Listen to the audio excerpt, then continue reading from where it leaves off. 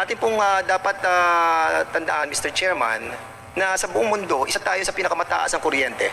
Sa buong Asia, pangalawa tayo, after Japan. At ang ating pong bansang Pilipinas ay nagbuo ng isang batas, Republic Act 9136. Yun po tinatawag nating EPIRA Law. At noong 2001, inaprubahan na po ito. Pero mula 2001 hanggang 2011, alam niyo ba, Mr. Chairman, na imbis na bumaba ang ating kuryente, meron tayong 6% average annual rate. 6% pa rin tumataas mula 2001 hanggang 2011. In other words, Mr. Chairman, yung paggawa natin ng batas sa EPIRA Law, mukhang hindi naging epektibo. But we need to find out why in a simplest way that we can explain to our consumers. Mr. Chairman, Deputy Speaker Dan, maputol po kita. yes. Yung sinabi mo po ba, taon-taon tumataas yung presyo ng kuryente ng 6%? Yes, Mr. Chairman. Mula Sige na po, ipagpatuloy 2000, po ninyo at nakakakaba po yung 6% na yan dahil sa loob ng 10 taon ay 60% yan. Napakalaki po niyan. At mula, Pakituloy po, DS. Meron lamang pong ilang paglilinaw ang ating mga kababayan. Kagaya po ng isinulat po sa atin ni Mr. Joey Gatchalian. Ang sabi po niya, how about yung bills ng Meralco during March, April, and May? Sarado ang resto ko ng 2 buwan during ECQ, pero may bills pa rin ako nakatumbas ng 2 previous months. Paano po ba yon? At narinig ko naman po yung sinabi nyo kanina na yung Marso, para makuha ninyo yung bill nung Marso nung panahon ng nung naka-lockdown pa tayo nung ECQ, ang ginawa nyo ay in-average nyo yung December, January, tsaka February para makuha yung para mahulaan ninyo kung magkano yung sisingilin ng Marso. At yung Abril naman, para mahulaan niyo yung sisingilin ng Abril, kinuha nyo yung actual bill ng January, ng February, at yung hinulaan na bill ng Marso ay in-average nyo para makuha yung April. Ngunit pagdating naman po ng Mayo, meron naman kayong actual reading. Ang tanong pa rin po ng mga kababayan natin, nag-actual reading na kayo, bakit sobrang taas pa rin ng singil ng kuryente? At meron din po dito na meron pong nawaglit ko yung isang comment 2 buwan na daw siya, si Maricar Manikis. Kung di ako nagkakamali, 2 buwan na tong nagtatanong sa customer service ninyo pero wala pa ring sumasagot. Pwede po bang sagutin yun, Meralco?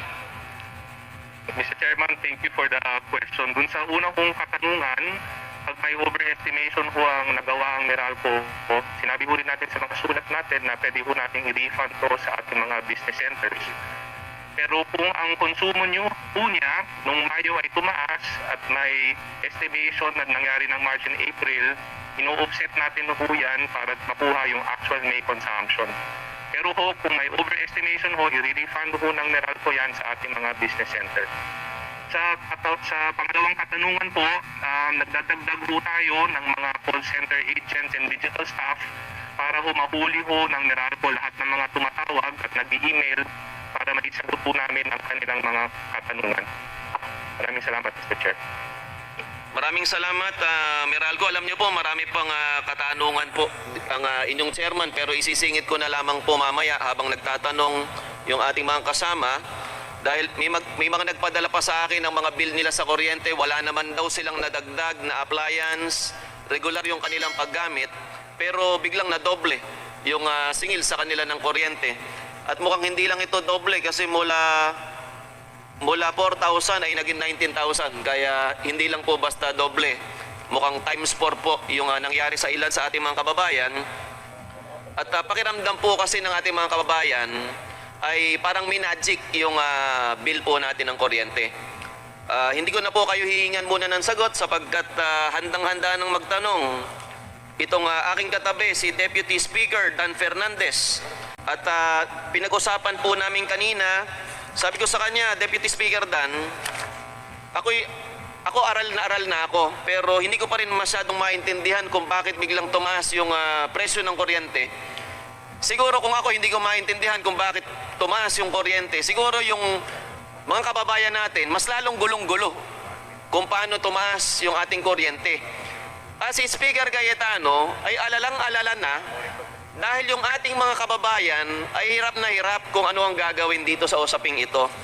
Sana po ang ating Deputy Speaker, Dan, the Einstein Fernandez ay makapagpaliwanag sa Fernandez. Maraming salamat, Mr. Chairman, at sa ating pong task na binigay po sa atin ng ating pong Speaker Alan Cayetano ay ating pong sinaliksik kung paano po nalaga nagsimula yung pagtaas ng kuryente ay nagpapasalamat po tayo at nasa ganun po ay mapakita natin sa ating mga taong bayan kung bakit tumataas ang ating pong kuryente. Kung mapapansin niyo, Mr. Chairman, doon sa last hearing that I attended, we discussed yung pagtaas ng transmission rate. At merong tamang kombinasyon at formulasyon para makompute mo kung ano ang rate para sa transmission. At dito naman po sa pinag-uusapan natin ngayon ay tungkol sa distribution, ay meron din tamang formulasyon. Atin pong dapat tandaan, Mr. Chairman, na sa buong mundo, isa tayo sa pinakamataas ang kuryente. Sa buong Asia, pangalawa tayo after Japan. At ang ating pong bansang Pilipinas ay nagbuo ng isang batas, Republic Act 9136. Yun po tinatawag nating EPIRA Law. At noong 2001, inaprubahan na po ito. Pero mula 2001 hanggang 2011, alam niyo ba, Mr. Chairman, na imbis na bumaba ang ating kuryente, meron tayong 6% average annual rate. 6% pa rin tumataas mula 2001 hanggang 2011. In other words, Mr. Chairman, yung paggawa natin ng batas sa EPIRA Law, mukhang hindi naging epektibo.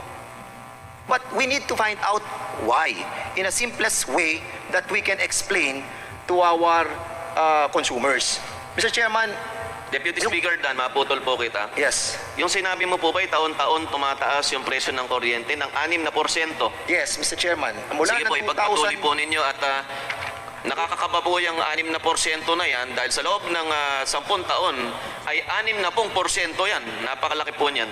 At mula- Pakituloy po, DS Dan at Fernandez. mula po ng 2004 hanggang 2011, yung ating pong Meralco franchise, the largest distribution utility, na meron po silang 63% market share sa total electricity sales mo natin, ay mayroon po silang increase ng 8.73% annually for residential customers.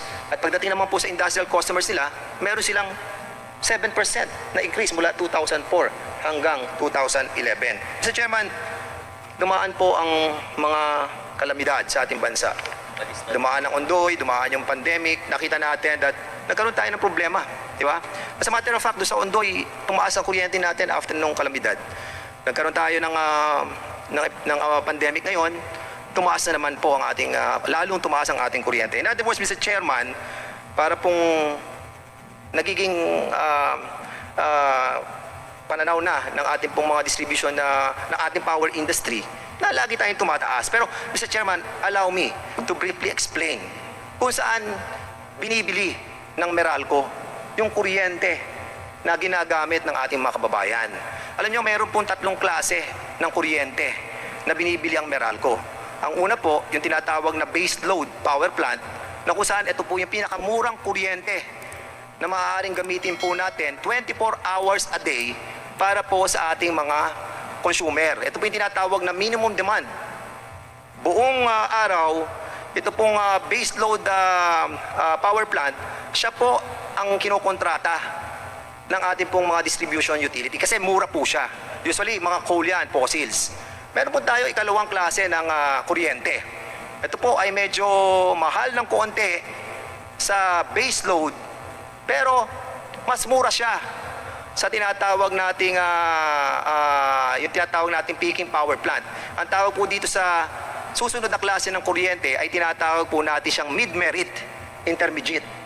Medyo mas mahal lang konti siya sa coal, pero siya ginagamit usually pang madaling araw. So ngayon, meron tayong tinatawag na ikatlong klase ng kuryente.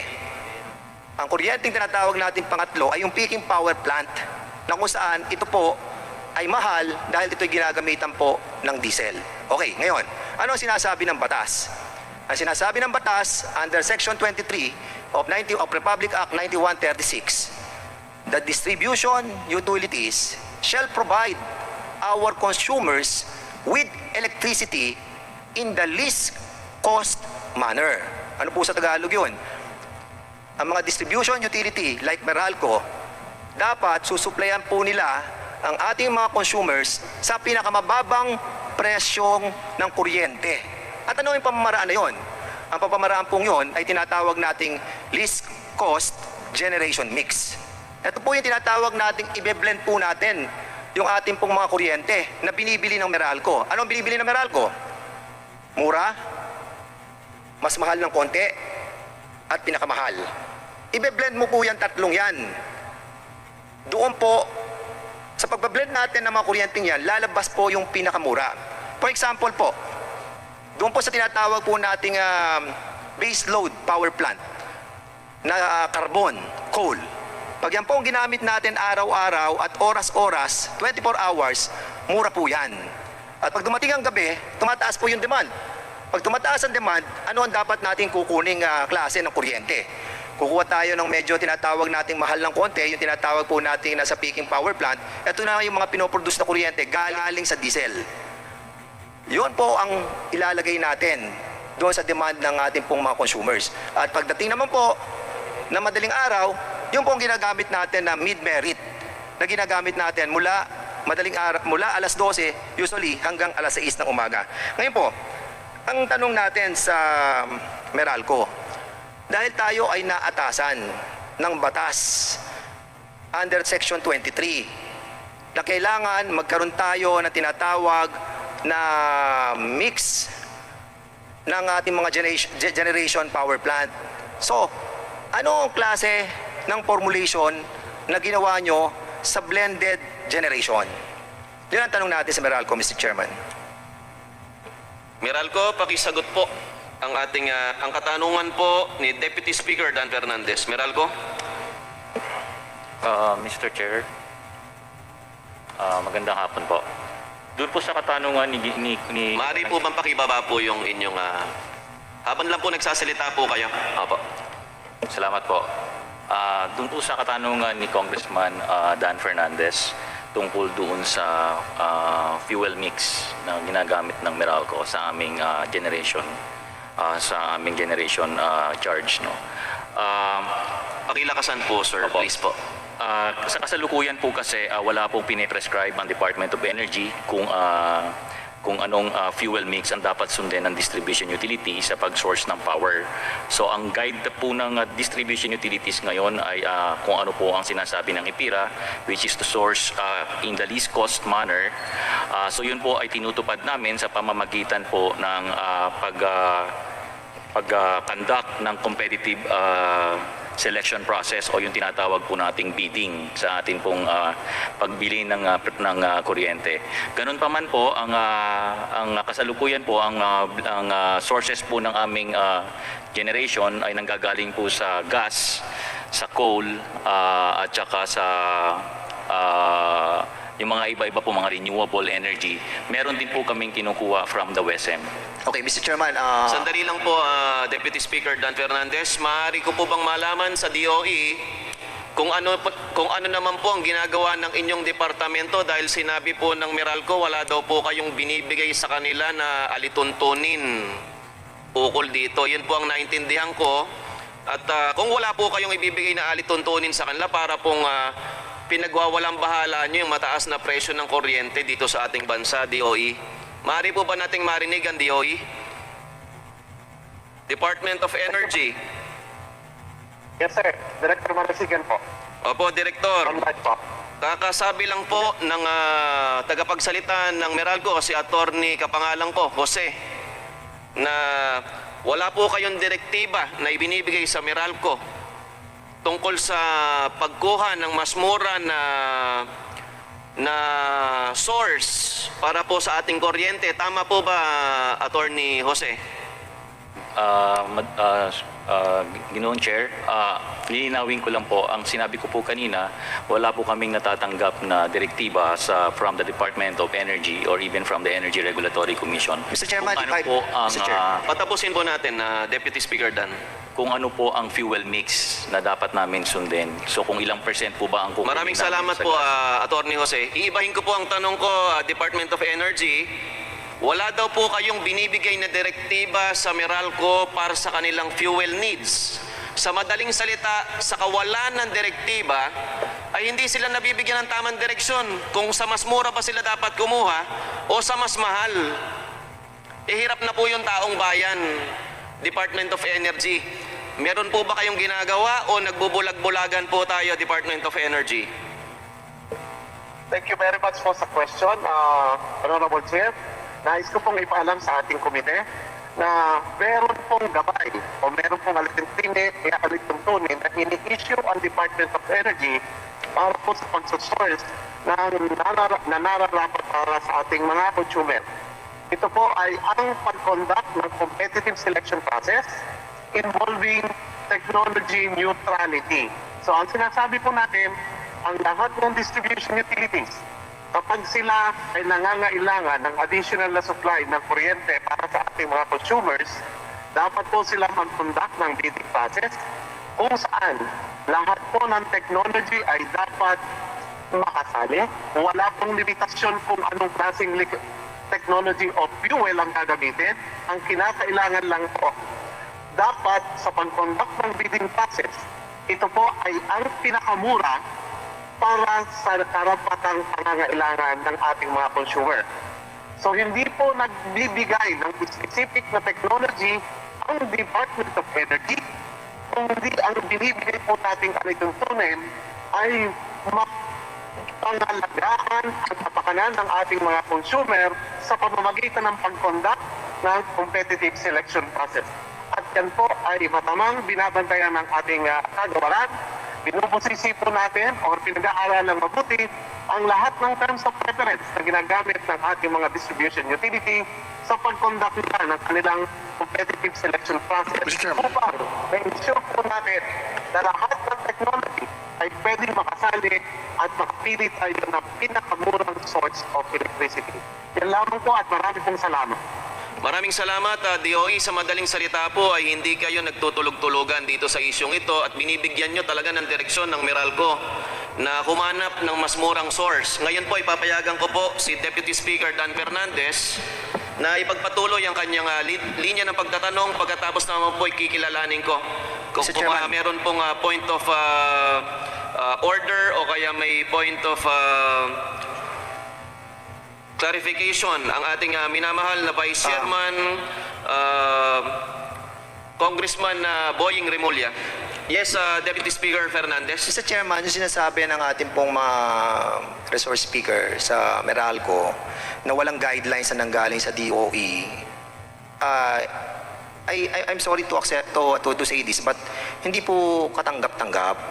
Dahil unang-una po, professional engineers po ang inyong mga empleyado sa Meralco. At ang mixture po ng mga kuryenteng ito, yung pagbe-blend ng tamang kuryente para sa ating hourly consumption, ay alam na alam ng ating mga engineers. And at the same time, Mr. Chairman, according sa implementing rules and regulation ng ERC, ng EPIRA Law, maliwanag na binabanggit sa Section 4, letter H, na sinasabi nila, distribution utility shall have the obligation to supply electricity in the least cost manner. In other words, Mr. Chairman, hindi nyo na kailangan pa mag-antay ng guidelines sa DOE para kayo mismo ay kunin nyo ang tamang blend ng ating mga power supply para makapag-arrive tayo sa pinakamababang presyo ng ating pong kuryente. Ngayon, Mr. Chairman, ang tanong